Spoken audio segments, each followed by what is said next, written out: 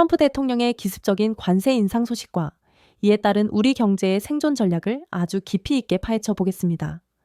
지금 우리 경제는 마치 평화로운 고속도로를 달리다가 갑자기 거대한 요금소가 앞을 가로막은 것과 같은 상황에 직면해 있습니다.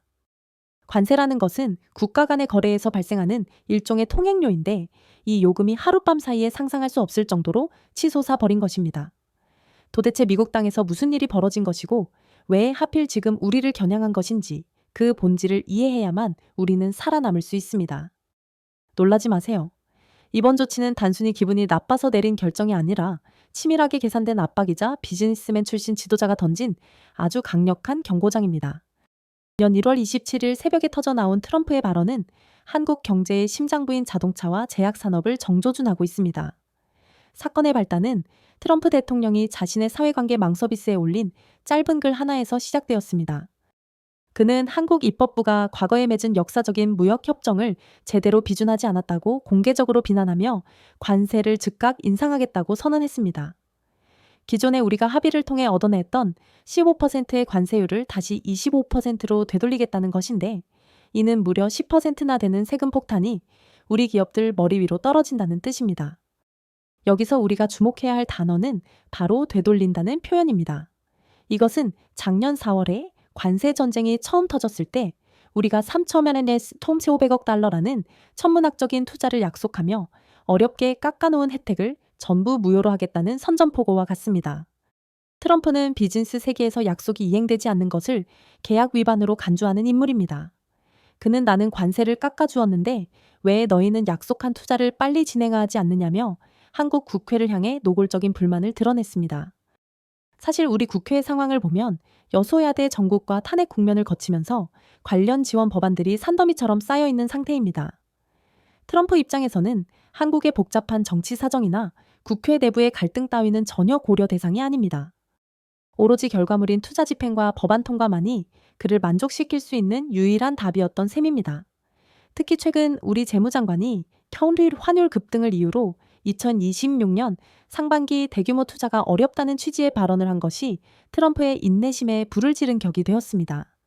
불확실성이라는 괴물은 시장이 가장 싫어하는 요소인데 지금 우리 증시가 바로 그 괴물에게 잡아먹히고 있습니다. 코스피 원대형 비통 영내 포인트를 넘보며 축제 분위기였던 시장에 차가운 얼음물이 끼얹어지면서 투자자들은 큰 혼란에 빠졌습니다. 관세 25%가 가지는 진짜 공포는 단순히 숫자의 증가가 아니라 우리 수출품의 가격 경쟁력을 완전히 박살내는 파괴력이 있습니다. 예를 들어 미국 시장에서 5,100만 원에 팔리던 자동차가 있다면 15% 관세일 때는 750만 원의 세금만 내면 되었습니다. 이 정도는 기업들이 허리띠를 졸라매거나 마진을 조금 줄이는 식으로 어떻게든 버텨낼 수 있는 수준이었습니다. 하지만 관세가 25%가 되면 세금만 1,000저1이 50만 원으로 치솟으며 차 한 대를 팔 때마다 500만 원이라는 추가 비용이 발생하게 됩니다. 현대차나 기아 같은 우리 자동차 거인들은 이제 선택의 기로에 서게 되었습니다. 가격을 올려서 소비자에게 부담을 넘기자니 일본이나 미국의 경쟁 업체들에게 시장을 뺏길 것이 뻔합니다. 그렇다고 회사가 손해를 다 떠안자니 수익성이 악화되어 기업의 존립 자체가 흔들릴 수 있는 지옥 같은 상황입니다. 이것은 단순한 심리적 위축이 아니라 실제로 우리 기업들의 금고로 들어올 돈의 흐름이 막혀버린 구조적인 결함입니다. 과거 2018년 무역전쟁 당시에도 관세 압박 소식에 자동차 주가가 폭락했던 아픈 기억이 떠오릅니다. 하지만 그때보다 지금이 더 위험한 이유는 우리 기업들이 미국 시장에서 사상 최대의 실적을 내며 잘 나가던 중에 뒤통수를 맞았기 때문입니다. 이번 타격은 아주 정밀하고 계획적입니다. 과거처럼 모든 품목에 무차별적으로 관세를 때리는 방식이 아니라 자동차와 목재, 그리고 제약이라는 핵심 섹터를 정확히 찍어냈습니다. 특히 제약 바이오 분야가 포함된 것은 우리에게 매우 뼈아픈 대목입니다. 삼성 바이오로직스나 셀트리온 같은 기업들은 미국의 대형 제약사들로부터 약을 대신 만들어주는 위탁 개발 생산 사업을 통해 엄청난 성장을 거듭하고 있었습니다. 그런데 여기에 높은 관세가 붙게 되면 미국 제약사들이 굳이 비용을 더 들여가며 한국 기업에 일감을 줄 이유가 사라지게 됩니다. 이것은 우리 미래 먹거리인 바이오 산업의 엔진에 모래를 뿌려 멈추게 하려는 의도와 같습니다. 트럼프는 한국 경제가 가장 아파할 곳이 어디인지 정확하게 알고 찌르는 비즈니스맨의 감각을 유감없이 발휘하고 있습니다. 또 하나의 거대한 파도는 바로 원달러 환율의 움직임입니다. 현재 환율이 1,360원을 돌파하며 위태로운 행보를 보이고 있는데, 이는 수출 기업의 호재가 아니라 오히려 독이 되고 있습니다. 보통 환율이 오르면 수출 대금을 원화로 바꿀 때 이득이 생기지만 지금은 상황이 완전히 다릅니다. 트럼프 행정부는 한국의 높은 환율을 환율 조작의 결과물로 의심하며 색안경을 끼고 보고 있습니다. 일부러 원화 가치를 떨어뜨려 수출 이득을 챙기려 한다는 프레임을 씌워 이번 관세 인상을 징벌적 세금으로 정당화하려 합니다. 환율이 오를수록 트럼프의 압박 강도는 더 세질 것이라는 공포가 시장을 지배하며 환율 상승이 곧 주가 하락으로 이어지는 기형적인 구조가 만들어졌습니다. 이는 과거 외환위기나 금융위기 때와는 완전히 다른 양상의 시스템 리스크라고 볼 수 있습니다. 트럼프의 협상 스타일을 분석해보면 그는 항상 최악의 시나리오를 먼저 던져 상대를 공포에 몰아넣는 방식을 즐깁니다. 상대방이 겁에 질려 항복할 준비가 되었을 때 비로소 협상 테이블에 슬쩍 앉아 자신이 원하는 것을 뜯어냅니다. 얼마 전 캐나다와 유럽에게도 비슷한 방식으로 관세 협박을 했다가 그들이 백기를 들자 슬그머니 조건을 완화해준 사례가 있습니다. 이번 한국 관세 인상 역시 실제로 25%를 영원히 받겠다는 목적보다는 우리 정부와 국회를 압박해 투자금을 조기에 집행하라는 협상용 카드일 가능성이 매우 큽니다. 하지만 그 협상이 타결되기까지 우리 시장은 극심한 변동성이라는 롤러코스터를 탈 수밖에 없습니다. 이 고통스러운 변동성을 어떻게 견디느냐가 이번 투자 전쟁에서 승패를 가르는 핵심적인 열쇠가 될 것입니다. 현재 우리 경제의 펀더멘탈, 즉 기초 체력이 정치적 리스크에 의해 심하게 흔들리고 있다는 점이 가장 큰 문제입니다. 운동선수가 아무리 기술이 좋아도 기초 체력이 무너지면 경기에서 승리할 수 없듯이 경제도 마찬가지입니다. 우리 기업들의 기술력은 세계 최고 수준이지만 정치가 경제의 발목을 잡는 상황에서는 그 빛을 발하기 어렵습니다.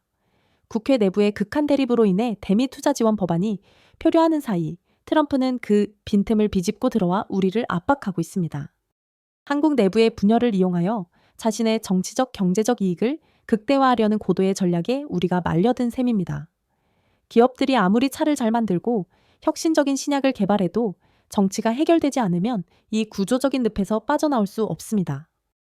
자, 그렇다면 이 복잡하고 어려운 상황 속에서 우리는 구체적으로 어떤 투자 전략을 세워야 할까요?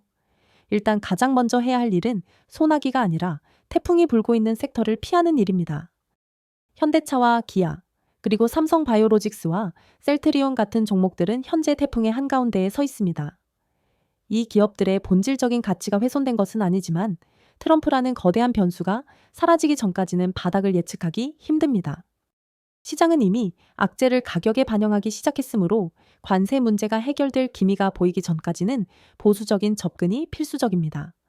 반면에 이 난리통 속에서도 조용히 웃으며 수혜를 입는 섹터가 존재한다는 사실에 주목해야 합니다. 그것은 바로 조선과 방산 분야입니다.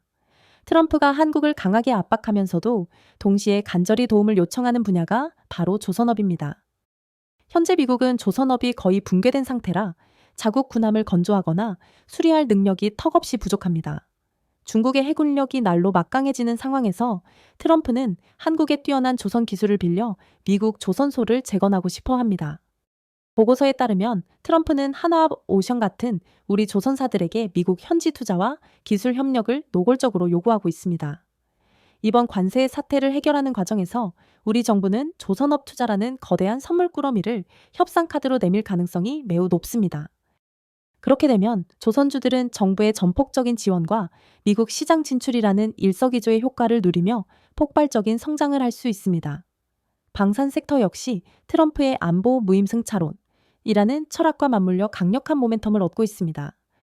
동맹국들이 스스로를 지키기 위해 무기 체계를 강화해야 한다는 트럼프의 논리는 우리 방산 기업들에게는 거대한 기회의 문을 열어줍니다. 미국산 무기를 더 사주는 대신 우리 무기 체계를 미국과 협력하여 수출하는 방식의 딜이 성사될 가능성이 큽니다. LIG 넥스원이나 한화에어로스페이스 같은 기업들은 안보 불안이 커질수록 그 가치가 더욱 빛나는 안전자산과 같은 성격을 띠게 될 것입니다. 이제 우리는 월가의 기관 투자자들처럼 냉철한 시나리오를 바탕으로 시장을 바라봐야 합니다. 첫 번째 시나리오는 우리 정부와 국회가 극적으로 합의하여 투자 지원 법안을 신속하게 통과시키는 경우입니다. 만약 이런 뉴스가 들려온다면 그때는 자동차주를 가장 먼저 다시 살펴봐야 하는 타이밍입니다. 정치적인 이슈로 억눌렸던 주가가 악재 해소와 함께 V자 형태로 급반등할 수 있기 때문입니다. 정치가 풀리면 경제는 제자리를 찾아가는 법이므로 이때가 바로 위기를 기회로 바꾸는 저가 매수의 최적기가 될 것입니다.